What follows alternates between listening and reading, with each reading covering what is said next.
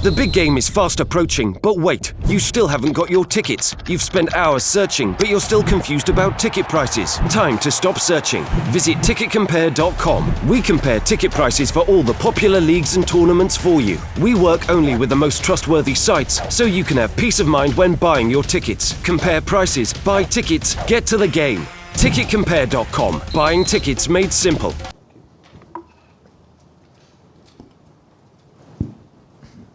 Hi Pep. So you've got Gabriel Jesus and Mendy out for quite a long period of time. Phil Foden, I know he's a squad player, but he's out a long time. Vincent Kompany is an ongoing doubt.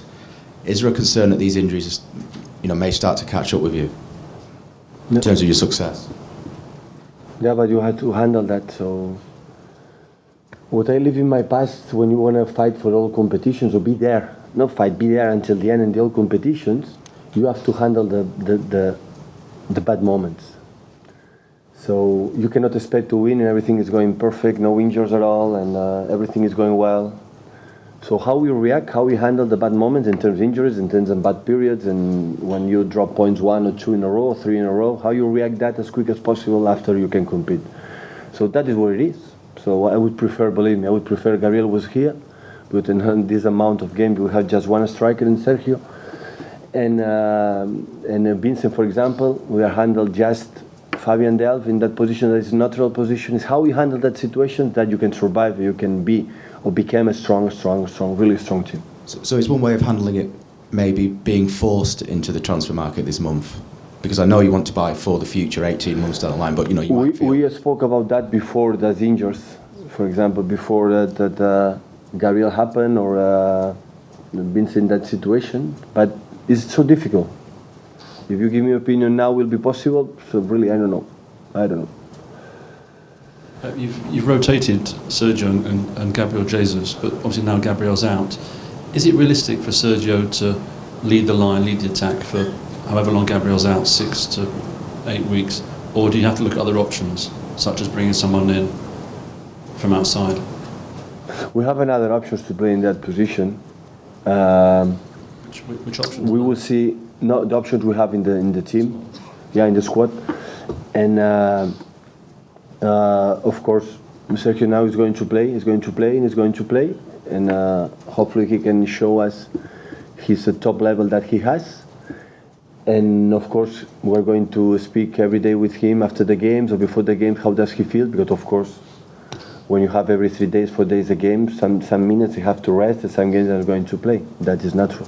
But is there a danger that it could prove too demanding on Sergio physically, mentally, to be doing that for such a long period? I think we are so happy what he has done, Sergio, so far in our period together, because before we came here, he had always long periods injured, and these 2 years didn't suffer that. He was banned for 2 or 3 times because he's so aggressive without the ball, and then after that was always good. He was always fit. So hopefully we can handle until the end, because of course we need the striker goals. So our success that season is just the strikers, but always wingers and attacking midfielders and set pieces score a lot of goals. But of course our striker is our striker, and we need Gabriel, we need Sergio, we need both. And now in that moment we'll have maybe 2 months without Gabriel. So 2 months is a lot of games. So just will have one. Like a striker? Yeah. No, Kevin, no. We played in the No Camp last season. Striker Kevin, I prefer playing in the middle. But we have another options, yeah. We have another option, not like a striker, but we have guys with a mentality to be around the box that he can solve that problem.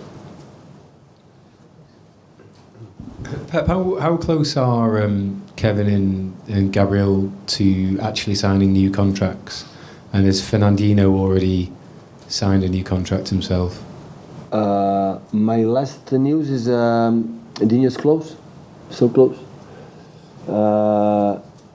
Gabriel and Kevin, I don't know. I think they made the first contacts, but I don't know is close, because Dinho's long time ago we are handling that. So I think at the end of the part. You've assembled obviously a very young squad. I think the average age is about 25 and a half, and you know, I think the club are very committed to making sure that a lot of your young players are committed for a long time. Is that important to you, that you've got a nucleus there that can stay together for a long period of time and grow and mature and develop together? All the young players that we have, all of them knows, the manager knows, the fathers and mothers know they would like to stay with us for a long time. So no doubt about Gabriel and Kevin, we would like to extend the contract and stay here, but the negotiations are the negotiations, and sometimes it's not possible, but they know, all of them, they would like to continue. They want to build up something. We start for 1 year ago, 18 months ago with that guys, and we would like to continue with them. Talking about the young players, but excuse me, how does it compare this academy and the quality of the player that is coming through in the particularly younger kind of age groups to where you were in Barcelona and Burnley? Well, I will not. It's always a big mistake when you compare. Not mistake, it's a risk to compare what happened here for the other ones, because after was misunderstanding, and I don't want to. So I think Barcelona worked really, really well. So we cannot forget. When I was there, we played 2 finals Champions League with 8 guys, 8 players in the lineup grew up for the academy. So we cost 0. So we win Champions League with Barcelona with 8 players playing the final against Man United with 0 cost every player. So that is an exception. That was an amazing. So Barcelona were really, really well, and I think Bayern Munich is involved in create something special. That's why they create a new facilities for the second teams, and I'm pretty sure of that. Sooner or later, that club is going to build something special in the academy. And here, when I knew before I came, because I was in touch with Chiqui and Rodo, they work really well as well. But for the academy, you need the process. It's not you create something for 3 or 4 years and after it happen. So when it happened in Barcelona, 8 players played the final of the Champions League. When the guys with the grew up with the 9, 10, 11 players, because 20 years ago, it started to, to create something. So it's not today for the other one. You need time, decades, I think, to create something special. Is that the goal, you think, here for City to have something similar where you have completely homegrown? I think they are working on that. But the only problem in having academy here in England, I think is the big problem here in England, is the gap for the second teams for the big dam is too big. So that is a big problem, I think, for the English football. Comparing in Spain, for example, like the second team play every weekend in front of 35 or 40,000 people every weekend. Again, guys, for the one to promote in the first league.